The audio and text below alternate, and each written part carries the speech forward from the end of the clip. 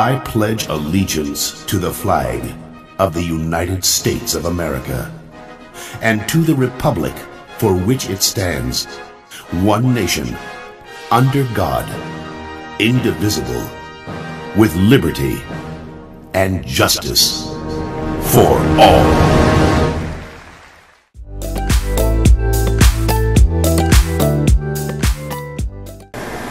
Good morning. I hope you have a great day today and follow directions. That's right, we're talking about following directions. That can be hard sometimes, can't it?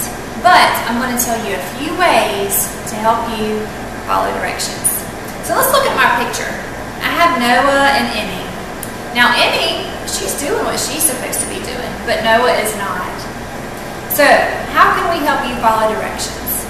First of all, we need to make sure our eyes are on the person who's telling us what to do, and we're listening, and we're using our brain to make sure that we remember what we should do. And also using our brain, we can tell ourselves what the directions were. We can repeat them quietly in our mind. So if I say, okay everybody, grab your pencil, let's practice saying that in our mind. Ready? Okay everybody, grab your pencil. Did you do it? Good job. We can practice saying the directions in our mind so that way we know exactly what we should be doing. So let's make sure we follow directions and do a great job.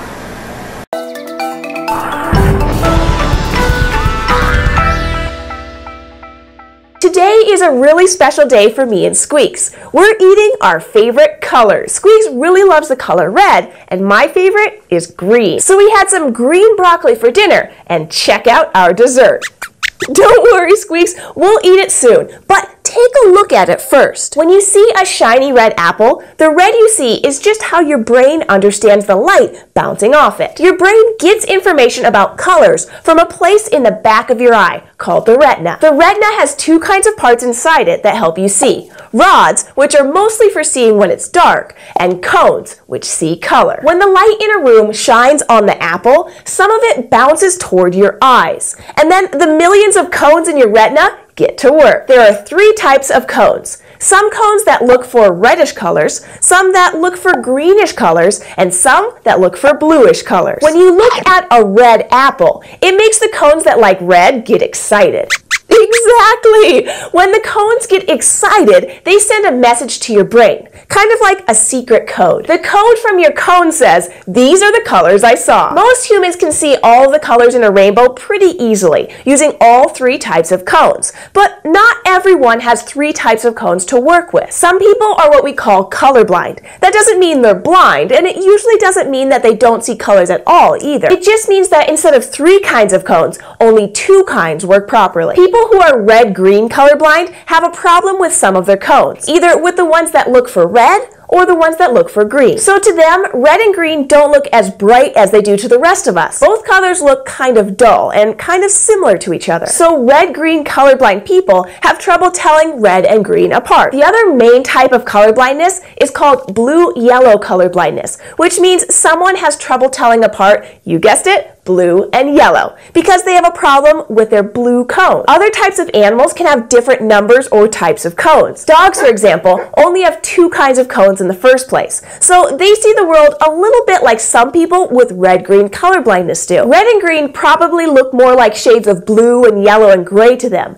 So if you're buying a dog toy, your dog will probably have the most fun with a bright yellow or blue ball. A red ball won't look so great to a dog. But what if you had more than three types of cones?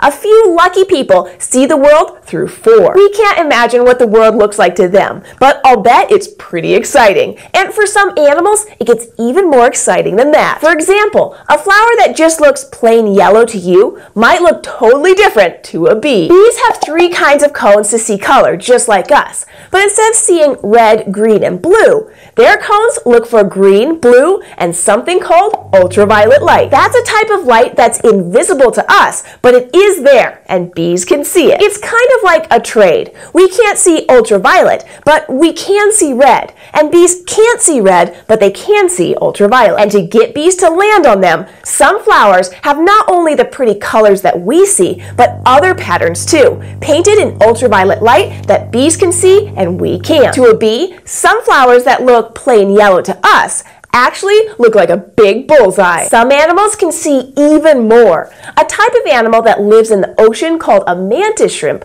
can have not 3, not 4, but 12 or even 16 different kinds of cones. A few of these cones are just for seeing ultraviolet light.